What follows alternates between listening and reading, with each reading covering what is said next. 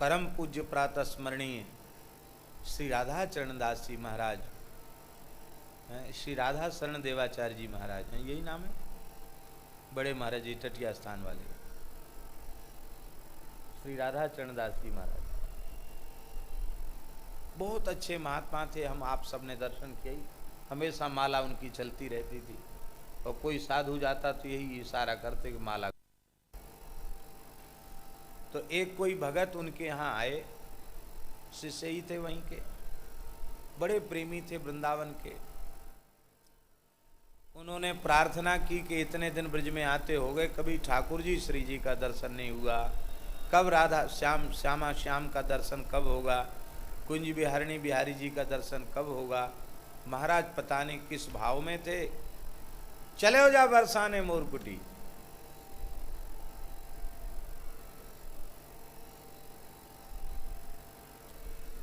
अब ये बात रात्रि को करीब 7 साढ़े 7 बजे की होगी, अंधेरा हो गया था। सर्दियों में तो वैसे भी दिन छोटा होता, अंधेरा जल्दी हो जाता है। और उस समय में इतने बढ़िया कोई साधन नहीं थे कि सीधे, आज भी अपना वाहन न हो तो सीधे बरसाना जाने में कई जगह बदलना पड़ेगा। वो कैसे कैसे टेम्पू वगैरह में बैठ के और पति पत्नी दोनों बरसाना पहुंच गए। सत्य घटना सुना रहे हैं आपको, इसी ब्रज की घटना। और इधर ठाकुर सीताराम जी और उनके छोटे भाई केशव, जिनका राधा रानी के रूप में श्रृंगार, और ये तो 1 घंटे के लिए ये लोग श्रृंगार करते थे, तो 7 बजे आरती कर लेते। 6 बजे श्रृंगार हो जाता और 7 बजे आरती कर लेते। और इधर टटिया स्थान वाले महाराज जी ने आदेश दिया, चले हो जा मोरकुटी बरसाने। और इधर ठाकुर जी बोले सीताराम जी कि अभी आरती मत करो, श्रृंगार मत बढ़ाओ। क्यों? बोले आज अपने गुरुदेव भगवान के आदेश से एक भक्त मेरा दर्शन करने आ रहा है, इसलिए।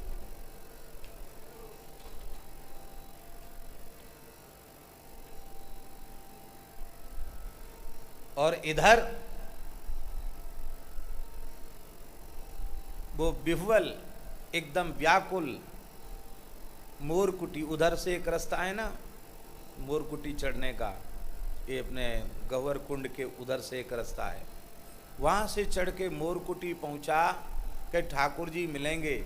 इधर से वो चढ़ा, इधर गवर कुंड से ठाकुर जी व्याकुल होकर के दौड़े, श्री जी और ठाकुर जी। इधर भगत दौड़ के गए, इधर श्री जी ठाकुर जी दौड़ के गए, और बस वो चरणों में दोनों पड़ गए साष्टांग, और ठाकुर जी ने हृदय से लगा के भक्त और भगवान का मिलन हुआ। इस झांकी का दर्शन संतों ने किया, सबको आश्चर्य, कहाँ भाग रहे हैं ठाकुर जी, छोटे से ठाकुर जी। और उस भाग्यशाली भक्त को यह अनुभव नहीं हुआ कि ये कोई स्वरूप सरकार हैं, उन्हें अनुभव हुआ अनंत अनंत चंद्रिका के मध्य युगल सरकार विराजमान हैं, प्रत्यक्ष युगल सरकार कृपा कर रहे हैं। अब देखो, मूल में तो वो ब्रजवासी विप्र बालक हैं, लेकिन चित्त शुद्ध है, कोई संस्कार इतना विशेष है कि ठाकुर जी उनके रूप में खेल रहे हैं। हम लोग तो वृंदावन की उपासना के अनुरूप स्वरूप सरकार को, रास बिहारी सरकार को ठाकुर जी की लीला का अभिनय करने वाला नहीं मानते कि भगवान की लीला का अनुकरण करा। अनुकरण नहीं, वो स्वयं ठाकुर जी हैं, ये स्वयं श्री जी हैं, यही भाव है। रास बिहारी के रूप में ये भगवान के आवेश अवतार हैं, ये नहीं। ये तो हम बात कह रहे हैं कि आवेश भगवत स्वरूप का हो जाता उनमें, लेकिन वृंदावन की जो भावना है, रस की, प्रेम की, उपासना की, उस भावना के अनुसार राधा कृष्ण रास बिहारिणी रास बिहारी वे प्रत्यक्ष ठाकुर जी श्री जी हैं। जब नाम रूप लीला धाम में भेद नहीं है तो लीला है, प्रत्यक्ष ही है। लेकिन अपने भाव की कमी के कारण, अंतःकरण की मलिनता के कारण, अपनी अपुष्ट श्रद्धा और अपुष्ट विश्वास के कारण हम उनमें लड़कों का दर्शन करते हैं कि लड़के हैं, खेल रहे हैं, और जब लड़कों का दर्शन करते हैं तो तमाम दोष भी दिखाई पड़ने लग जाते हैं। दोष दर्शन का मतलब उपासना अभी दृढ़ नहीं है। बहुत ध्यान से सुने। भगवान की उपासना सिद्ध हो जाएगी तो भगवान में दोष नहीं दिखेगा। भगवान में दोष दिख रहा है, इसका मतलब उपासना परिपक्व नहीं हुई। उपास्य में दोष दर्शन। हम आप सब बोलते हैं कि वामन भगवान ने बलि के साथ छल किया, क्या तो मानते हैं? जयदेव जी तो यहीं से आरंभ कर रहे हैं। छलयसि विक्रमणे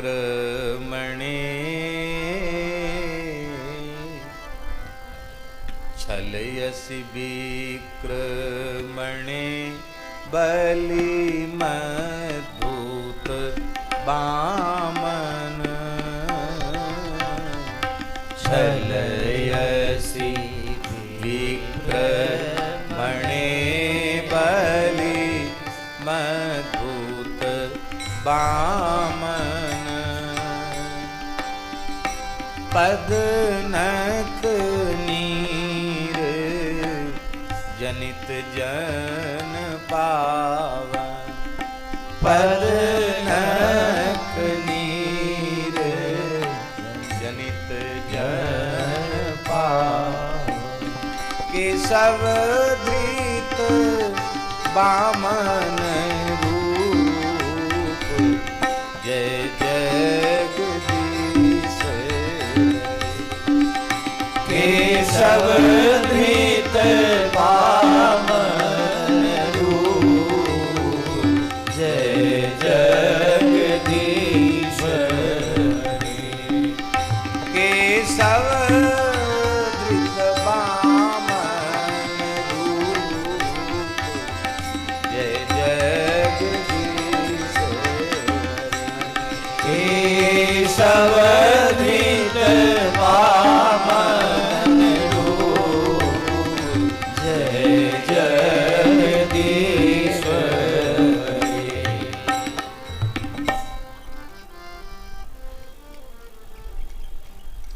छलयसि, छलयसि का अर्थ सीधा छलयसि माने छलम करोषि, तुम छल करते हो, छलयसि छल लेते हो, ठगते हो। किस अवतार में ठगते हो, छल करते हो? बोले त्रिविक्रम, छोटे से बौना बन के चले गए, छोटे से बालक बन के चले गए और बोले हम तो संतोषी ब्राह्मण हैं, हम अपने पैर के नाप से 3 ही पग पृथ्वी चाहते हैं। पदानि त्रीणि दैत्येंद्र सम्मितानि पदाम, हम पैर के नाप से चाहते हैं। हंसी आ गई बलि को। बोला महाराज आपने अभी अभी जो वक्तव्य अपना दिया इस यज्ञ मंडप में, हमारी कीर्ति, हमारे पिता की, हमारे दादा की, परदादा की, हमारी पूरे वंश की बिरुदावली आपने गाई और ऐसा वर्णन किया जैसे आंखों से आपने सब घटनाएं देखी हो। तो या तो आप महान योगी राज हैं, अपने संकल्प से छोटे से बालक बने हुए हैं, सब घटनाएं आपके सामने घटी हैं, या फिर आपने गुरुकुल में इतिहास विषय का विशेष अध्ययन किया होगा। अवस्था तो ज़्यादा समझ में नहीं आती, लेकिन कोई कोई मेधावी होते हैं, इतिहास विषय के आप विशेषज्ञ होंगे। मेरे जैसे उदार दाता को प्रसन्न करने के बाद इतनी छोटी मांग, ये दाता का भी तिरस्कार है, मेरे जैसे दाता का तिरस्कार है। इसलिए ज्ञान तो बहुत अधिक है, लेकिन हो तो आखिर बालक। बालकों की समझ कितनी होती है।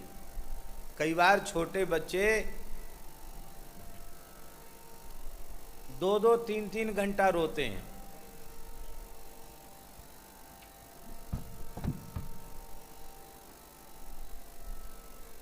सामने आ जाए।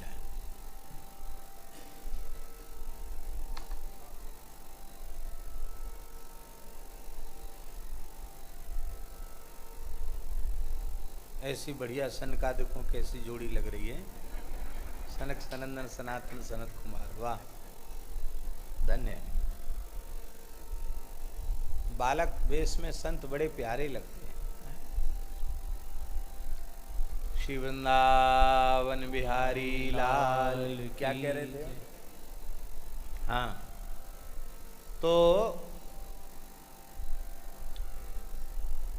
मांगने में आपने बड़ी भूल की, अभी सुधार कर लो। मैं एक द्वीप का द्वीप दे सकता, लोक का लोक दे सकता हूं। आप 3 पग बोले नहीं, हम तो संतोषी हैं, आप तो सब कुछ दे देंगे, लेकिन हमको संतोष कहाँ होगा। और असंतोषात पतत्यधा, ब्राह्मण ने साधु ने असंतोष किया, उसी समय उसका पतन होगा। साधु ब्राह्मण को कभी असंतुष्ट नहीं रहना चाहिए, सदा संतुष्ट, भोजन से, वस्त्र से, व्यवस्था से, दक्षिणा, किसी चीज से असंतोष ना हो, हर समय प्रसन्नता।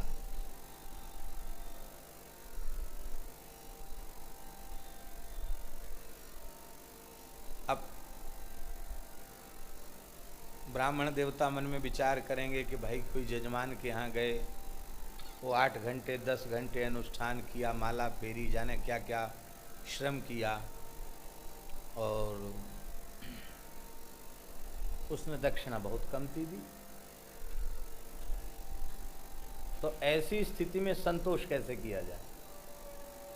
लोग पूछ देते हैं कि आप तो बाबा जी हो, कथा बाँचते हो, हमको बताइए। एक पंडित जी हमसे पूछ दिए कि आप कथा में ऐसी बात बोल रहे थे, लेकिन अब आप बताओ हम क्या करें।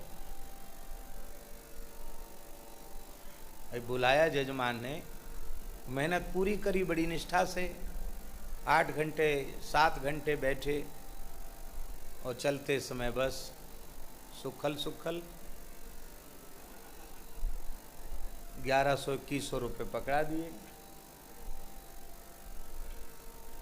तो बोलो महंगाई के ज़माने में कैसे होगा। अब देखिए, विचार करने की बात है। यदि हम शास्त्र में श्रद्धा रखते हैं, यदि हम शास्त्र में श्रद्धा रखते हैं, आर्ष वाक्यों में विश्वास हम रखते हैं, तो हमें यह स्वीकार करना पड़ेगा कि हमारे भाग्य में, संस्कार में, प्रारब्ध में जितनी प्राप्ति सुनिश्चित थी उतनी ही हुई। तो जब हमारे प्रारब्ध में ही उतना था, तो अधिक कोई हमको कहां से देगा।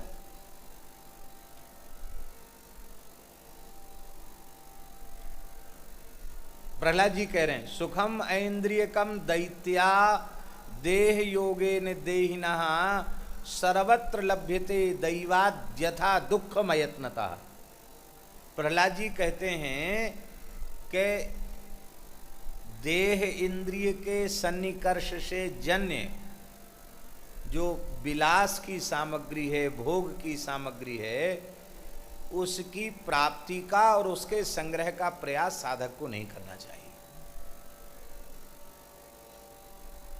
क्यों नहीं करना चाहिए? बोले इसलिए नहीं करना चाहिए कि क्या कोई संसार का मनुष्य दुख चाहता है? कोई दुख नहीं चाहता। सब दुख से बचना चाहते, फिर भी दुख भोगना पड़ता कि नहीं भोगना पड़ता? तो बिना चाहे दुख भोगना पड़ता है, ऐसे बिना चाहे सुख भी आ जाएगा। इसका मतलब अकर्मण्य होना नहीं है। स्वाभाविक जो हमारे कर्म है वो तो हमें करने ही हैं, लेकिन ये यदि हम स्वीकार कर लें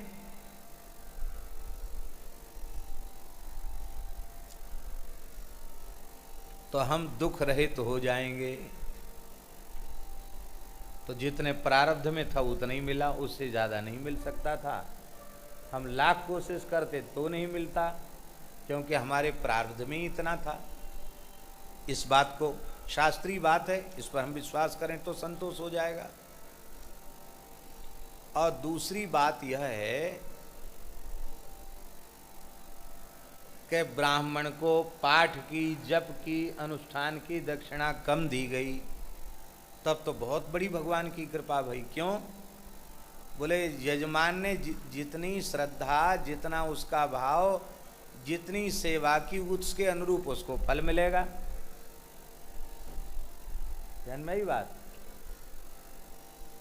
वो जितनी सेवा की उतना ही पुण्य तो मिलेगा, बाकी किसके पास रहेगा? बाकी जब पाठ करता ब्राह्मण के पास रहेगा, जब करता ब्राह्मण के पास रहेगा, तो भगवान ने कितनी कृपा की। ऐसे हमारी प्रवृत्ति भागवत पारायण में और जप आदि में थी नहीं, और करते भी अपना जैसे तैसे संध्या गायत्री कर लेते हैं। ठाकुर जी ने कितनी कृपा की, इस बहाने हमको जप पाठ का अवसर दिया, और चलो पुण्य हमारी पास रहा आया, तो भी मुनाफा है, घाटा क्या है? और जो संतोष कर लेते हैं उनके जीवन में अभाव की निवृत्ति हो जाती, अभाव रहता ही नहीं। आप संतुष्ट रहना सीख लें, फिर प्रकृति ही आपकी सेवा में अपने आप को प्रस्तुत कर देगी। जो आपको आवश्यकता होगी सब मिल जाएगी, आप संतुष्ट रहना निश्चय कर लें। सौराष्ट्र के एक संत थे, स्वामी श्री संपूर्णानंद जी महाराज, बहुत अच्छे महात्मा थे। हमने उनका खूब निकट से दर्शन किया और उनका सत्संग का लाभ भी प्राप्त किया। 37 वर्ष तक वे पूर्ण दिगंबर रहे। पन्ना के जंगल में एक महापुरुष उनको मिले। ग्रह त्याग तो बहुत पहले कर दिया था उन्होंने, पर वो पन्ना के जंगल में घूमते हुए गए कि कोई ऐसे महात्मा मिलें जो हमें एक अवस्था तक पहुंचा सकें। तो घूमते घूमते वहाँ गए, तो नीमा स्वामी नाम था उनका, वो पन्ना के जंगल में रहते थे। ये स्वयं संपूर्णानंद जी महाराज के द्वारा बताई हुई बात आपको सुना रहे हैं। तो बालक क्यों आए, उनका बोलने की पद्धति थी, इनकी आयु रही होगी 20-25 वर्ष की रही होगी। बालक क्यों आए? कहे हम बस भगवान की प्रेरणा से आपके चरणों तक पहुँचे हैं, हम चाहते हैं कि हमको भगवान का अनुभव हो।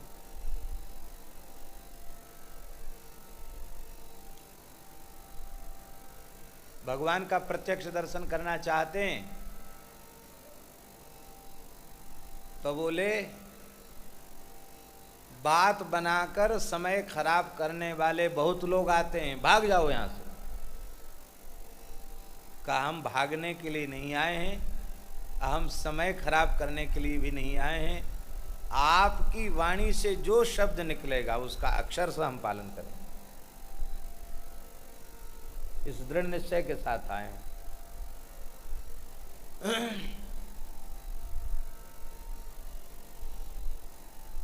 तो बोले, वो कपड़ा पहने हुए थे, कमंडल भी लिए थे, आसन भी था, सब था। फेंक दो इसको, फेंक दिया उन्होंने, सब कपड़ा फेंक दो, फेंक दिया, नंगे हो गए।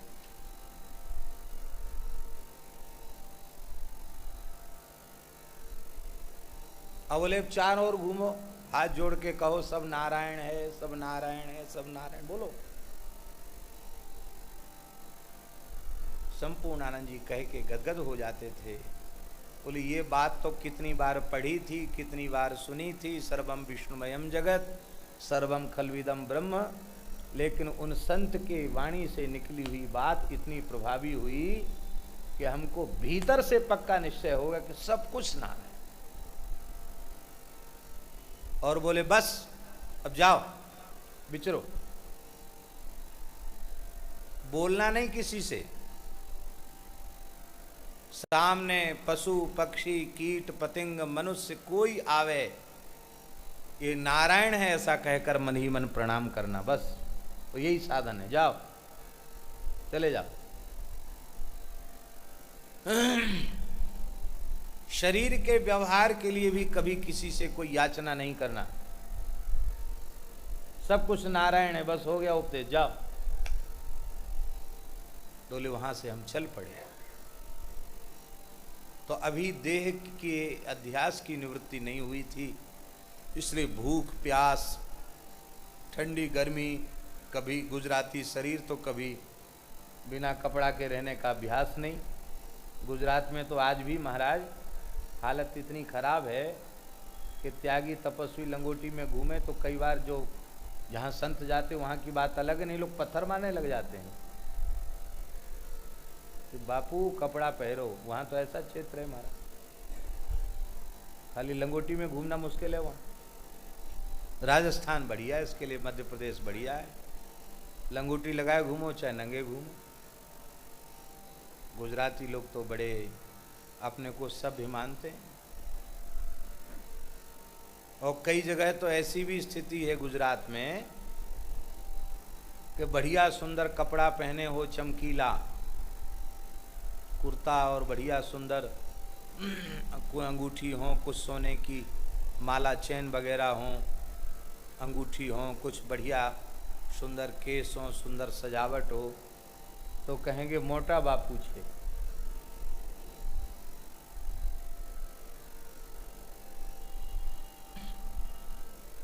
और हमारे पूज्य गुरुदेव भक्तमाली जी महाराज जी ऐसे हों तो जो जानते वो तो दंडोत भी करेंगे, और नहीं जानते तो कहेंगे ऐसे ही है कुछ। इतने सामान्य रहते थे। तो ठंडी गर्मी सहन करने का अभ्यास नहीं था, थोड़ी सी अनुभूति हुई, पर हमने निश्चय किया सब नारायण है, सब नारायण है। और उस काल में तो बिल्कुल अनुभव ही हो गया कि सब नारायण। और इसके बाद वहाँ से पैदल चल करके पन्ना जंगल से पैदल चलते चलते, और भाव ऐसे ही बना कि हिमालय तक जाएंगे, उत्तराखंड जाएंगे। तो कहे हरिद्वार के पहले ही एक जगह मुझे अनुभव हुआ कि शरीर चल रहा है, मैं शरीर नहीं हूँ, यह अनुभूति हो गई। अब केवल पढ़े तो पहले भी थे, लेकिन मैं शरीर नहीं हूँ ये अनुभूति हो गई। इस अनुभूति के होते ही भूख प्यास ठंडी गर्मी सब विदा हो गई।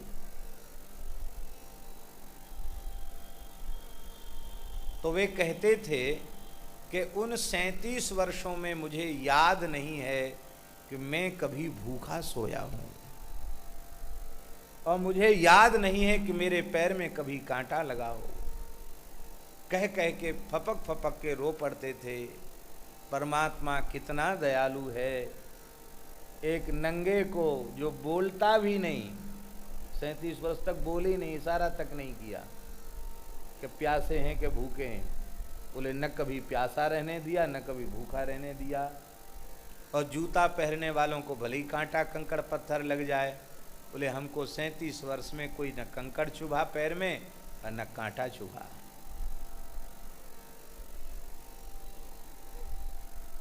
हिमालय में बोले एक जगह ऐसी जगह, इस घटना को जो हम कहने जा रहे हैं, इस घटना को स्वामी श्री राम सुखदास जी महाराज भी अपने प्रवचन में संपूर्णानंद जी का नाम उल्लेख करके बोलते थे। उनकी उनसे बड़ी मित्रता थी। बोले हमारे एक मित्र संत थे, उनकी घटना स्वामी जी बोलते थे उस घटना। तो एक जगह ऐसे वहाँ कोई, अब पूछना तो किसी से है नहीं, जंगल में छोटे छोटे रास्ते बने रहते हैं, भटकते भटकते मुख्य रास्ते से अलग हो गए। सवेरे कहीं किसी ने अयाचित भिक्षा दी थी, और दिन भर चलते चलते रात हो गई। अब रात में अब कहाँ जाएं, एक झरना के सहारे बैठ गए, रात भर वहीं रहे आए। और सवेरे प्रसन्न होकर यह अनुभव कर रहे थे कि अब तो ऐसी जगह पहुंच गए हैं, न कोई गांव है और न कोई मनुष्य है, और अब कितना भटकना पड़ेगा इसका भी कोई ठिकाना नहीं है। तो अब देखते हैं कि राम जी आज भोजन की क्या व्यवस्था करते हैं, आज हमारी भिक्षा की व्यवस्था क्या करते हैं। और बस झरने में स्नान किया और बस जाने के लिए तैयार ही थे, तब तक एक पहाड़ी आदमी मुड़े छा बांध के आया। वो आकर के उसने पूछा कुछ नहीं, कहा स्वामी नमो नारायण। आपने ऐसे किया, नारायण नारायण किया, मन में कहा, बोलते तो थे ही नहीं, ऐसे किया, इशारा किया। बोले पाव, सवेरे 5 बज रहे थे, अंधेरा था, और गरम गरम हलवा और पूड़ी और साग, उसने पत्तल परोस के खूब। और महाराज कहते थे कि हमारी ये भी था कि किसी ने कम दे दिया तो कम भी पा लेते थे, और किसी ने बहुत ज़्यादा परोस दिया तो वो भी सब पा लेते थे, सब पच जाता था। तो बोले उसने खूब इतना पूड़ी और खूब हलवा साग पूरा दो पत्तल परोस के खूब ढेर लगा दिया, और ढेर लगा के बोला स्वामी नमो नारायण, वो चला गया, कुछ नहीं। तो कहते बस हम पूड़ी और हलवा पाते जाएं और नेत्रों से आंसू हमारे बहते जाएं। प्रभो, ऐसे ठाकुर जी को छोड़कर लोग संसार में क्यों फंसते हैं। संत दादू दयाल जी कहते हैं, दादू दुनिया बावरी, दादू दुनिया बावरी, सोच करे गैली, रोटी देसी राम जी, तड़का उपैली। दुनिया बावरी है, पागल है, इसी चिंता में परेशान है कि हम क्या खाएंगे क्या खाएंगे।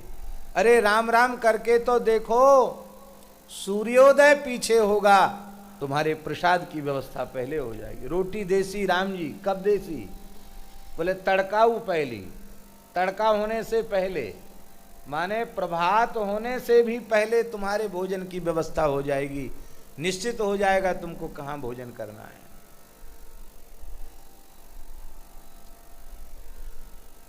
मलूकदास जी महाराज कहते हैं, रहूं भरोसे राम के, रहूं भरोसे राम के, बणिजे कबहू न जाऊं, दास मलूका यों कहे, हरि बिड़बे में खाऊं। बोले मैं राम जी के भरोसे में रहता हूं और उद्योग बिल्कुल नहीं करता, उपार्जन के लिए कोई श्रम नहीं करता।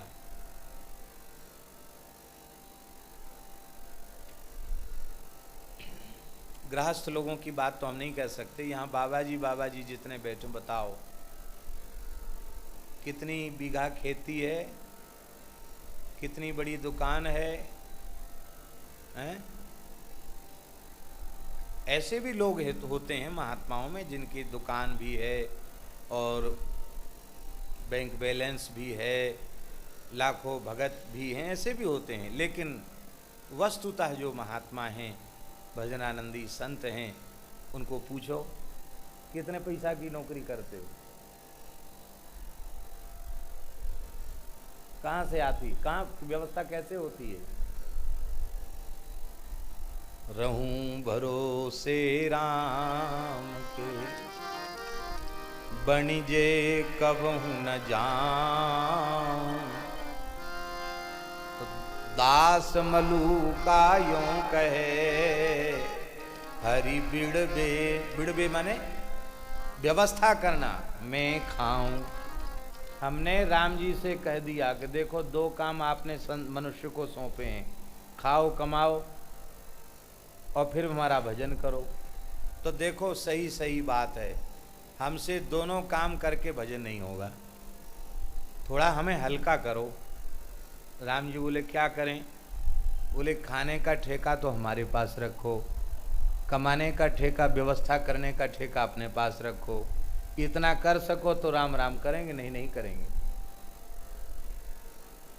तो बोले हमारा राम जी से समझौता हो गया है, भाई हम तो राम राम करेंगे, खूब प्रेम से प्रसाद पाएंगे, सोएंगे, और जितना बनेगा उतना हरि नाम करेंगे, और बाकी व्यवस्था आपको जुटाना हो तो जुटाओ, और न जुटाना हो तो मत जुटाओ। और व्यवस्था जुटाना ये भगवान की मजबूरी है। पूज्यपाद श्री चंद्रशेखर बाबा ने एक बड़ी अच्छी बात दास को एक बार बताई थी। उन्होंने कहा कि पति पहचानता है कि मेरी पत्नी उत्तम पतिव्रता नहीं है, वो जानता है उत्तम पतिव्रता नहीं है, लेकिन फिर भी उसको वह अन्न देता है, वस्त्र देता है, आभूषण भी देता है, उसकी व्यवस्था करता है। क्यों? बोले इसलिए व्यवस्था करता है कि यदि वह बिना वस्त्र की फटे हाल में घूमेगी, भूखी प्यासी भटकेगी, तो बदनामी किसकी होगी? कहेंगे अमुक की पत्नी है, अमुक सेठ जी की बहू है, अमुक की बेटी है। बदनामी होगी कि नहीं होगी? पति की बदनामी होगी।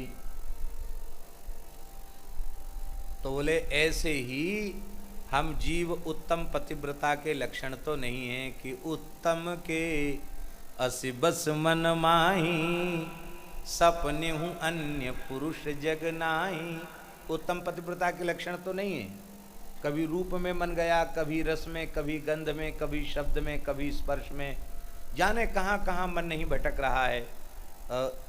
वृत्ति का बारंबार रूप रसगंध शब्द स्पर्श में व्यभिचरित होना, यही कुलटा का लक्षण है।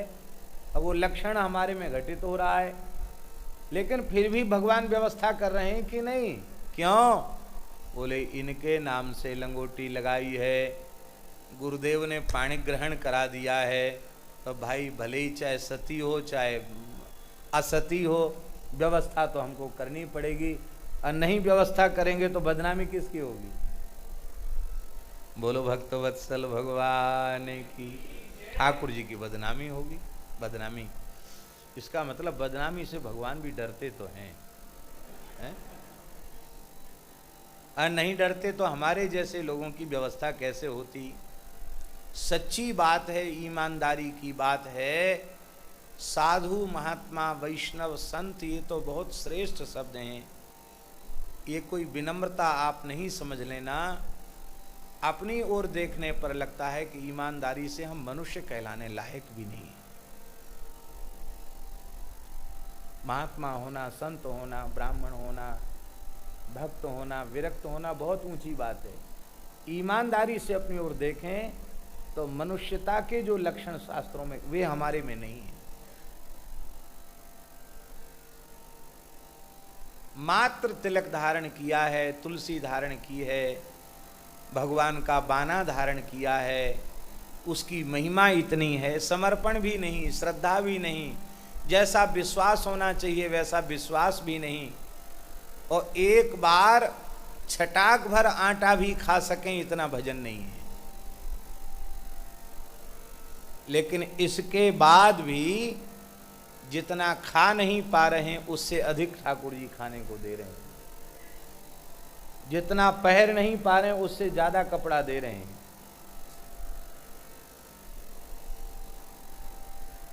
सालों भर कपड़ा बांटते रहते फिर भी कपड़ा खत्म नहीं होता, तो दे ही तो रहे ठाकुर जी।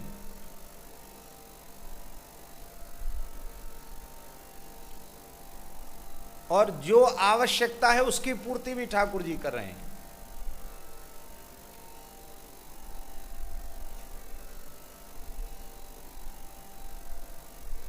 हरिशरणम। तो भैया ये सब ठाकुर जी व्यवस्था कर रहे हैं। मोदी सब संसार, मनुदास जी की साखी।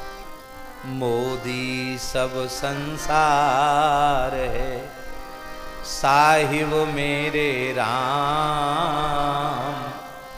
जा पर चिट्ठी उतरे, सोई खर्चे दाम।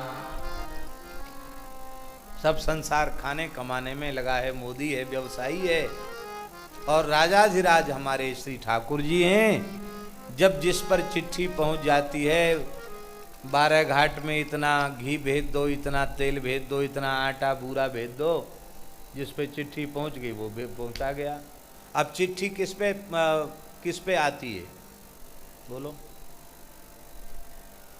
हमारा श्री सेवानंद जी महाराज से कोई परिचय ही न हो, अता पता ही इनका हमको न हो, हम जानते ही नहीं हो न हो,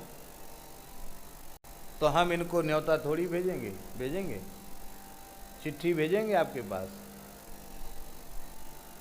पत्र जो है, अब तो मोबाइल ने पत्रों की परंपरा ही विलुप्त जैसी कर दी। हमारे गुरुदेव ने कुछ जिज्ञासुओं को पत्र लिखे, हम लोग बड़े प्रमादी जीव उनकी वाणी का संग्रह नहीं कर सके, क्योंकि